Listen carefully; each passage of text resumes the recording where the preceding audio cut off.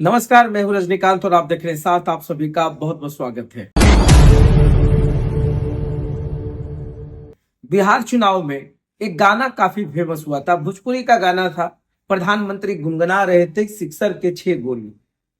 अब ये गोली वाली बात जो हुई, कट्टे वाली बात, उसका परिणाम क्या हुआ ये सब ने देखा। प्रधानमंत्री नरेंद्र मोदी ने उस गाने को पब्लिक के सामने से गुनगुना दिया और बता दिया ये जंगल राज का आगाज है। बस इतना ही कुछ होना था कि बिहार के चुनाव और तमाम चीजों में इतनी सियासत गरमा गई जिसका खामियाजा राजद पार्टी को भुगतनी पड़ी। बिहार चुनाव में करारी हार के बाद तेजस्वी यादव ने आत्मचिंतन और आत्ममंथन करना शुरू कर दिया।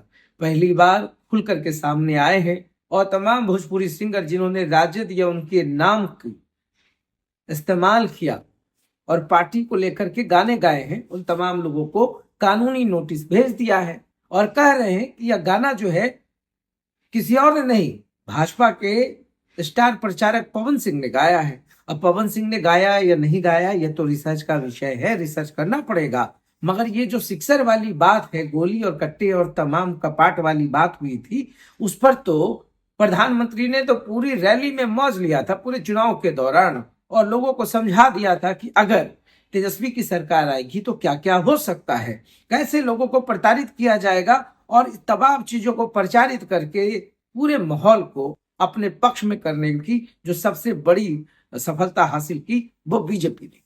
बीजेपी के तमाम विधायक कैंपेन करने लगे, राजद, जंगलराज और तमाम चीजें, भोजपुरी सिंगर्स की तमाम गानों को। और ऐसा ही नहीं है, आज जिस जंगलराज की कहानी बीजेपी कह रही है, जिस गाने की बात तेजस्वी यादव कह रहे हैं कि उनको एक कॉन्स्पिरेसी के तहत इस पूरे गाने को बीजेपी के लोगों ने गाना गा करके पूरे बिहार में एक अलग संदेश दिया, लोगों को कंफ्यूज किया। अब भ्रम की स्थिति फैल गई। मगर बिहार में जितने भी चुनावी रैली होंगे राजद की तरफ से, उनमें ये तमाम गाने चलते रहे। तो क्या तब तेजस्वी यादव नींद में थे, क्या सो रहे थे, या तब उनको कार्रवाई नहीं करनी चाहिए थी? यह मेरा एक सवाल है तेजस्वी यादव से। जब ये तमाम तरीकों के गाने चल रहे थे तो उस समय आपकी फीलिंग्स कहां जा रही थी और आपने तब क्यों नहीं रोका? अगर तब आपने कानूनी कार्रवाई कर दी होती जो आज कर रहे हैं। आज राजद के प्रवक्ता शक्ति सिंह यादव भी कह रहे हैं कि भाई ये तमाम कॉन्स्पिरेसी हुई है। मगर सवाल मेरा शक्ति सिंह यादव से भी है, तेजस्वी यादव से भी है कि आज जो हार का मंथन कर रहे हैं, अगर तब इन तमाम चीजों को रोक दिया जाता तो निश्चित तौर पर हंस इतनी बुरी नहीं होती जितनी बुरी आज देखने को मिल रही है।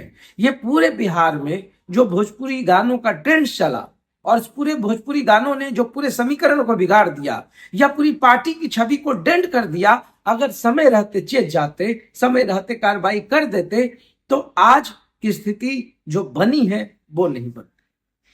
मानते हैं ये भोजपुरी गानों का ट्रेंड्स है, मगर इस भोजपुरी गानों को आप नदिया के पार जैसे गानों से भी मिलाकर देखिए, तब के गानों को देखिए, तब के एरा को देखिए। वो एक दौर था, एक वक्त था, भोजपुरी इंडस्ट्री का एक उरूज था, एक अच्छा मुकाम था और भोजपुरी फिल्मों में बड़े बड़े सिंगर और बड़े बड़े कलाकार काम किया करते थे। मगर आज देखिए पॉलिटिकल पार्टीज के लोग, चाहे वो किसी दल के हो, सभी को आज भोजपुरी गाने इतने ज्यादा। खुद प्रधानमंत्री जब पहुंचे थे शपथ ग्रहण समारोह में तो वहां भी भोजपुरी चल रहा था, मगर एक पॉजिटिव एस्पेक्ट था, बिहारियों के सम्मान को दर्शाया जा रहा था, बिहारियों के आन बान शान को समझाया जा रहा था। और आपने देखा होगा कि प्रधानमंत्री किस तरीके से गमछे को लहरा कर लोगों को संदेश दिया कि मेहनत कशों का हम सम्मान करते हैं। यही फर्क है कि उस वक्त जो फीलिंग्स आ रही थी, ये कट्टे वाली जो गाने चल रही थी, या राजद की सरकार आने दे या भैया का सरकार आने दे, ऐसे गानों को अगर समय रहते रोक दिया जाता तब ये स्थितियां इतनी बुरी नहीं होती।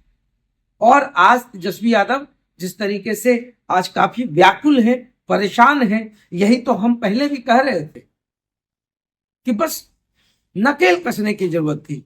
आज की जो स्थितियां हुई वो कतई नहीं होती और यही कारण है कि बीजेपी के लोगों ने या बीजेपी के बड़े बड़े नेताओं ने इस बात को लोगों के मन में बैठा दिया। इस भोजपुरी गाने ने पूरी तरीके से एक एटम बम का काम किया और मटिया पलीत किसका हुआ?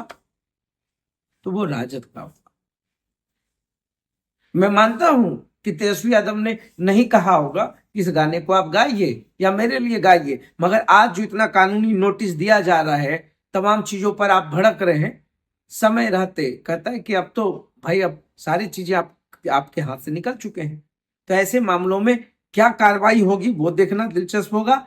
अब जो भी भोजपुरी सिंगर है जिन्होंने गाना गाया है, और मैं समझता हूं कि बिलो द बेल्ट तो इस पूरी राजनीति रैलियों में देखने को मिला है, और ऐसी जो बोल के गाने हैं इस पर सही में एक बड़े कार्रवाई की जरूरत है। और कितनी अश्लीलता फैलती जा रही है पार्टीज के लेवल पर, और कैसे इन गानों को आप परमिट कर रहे हैं चुनावी रैलियों में, यह भी समझना होगा।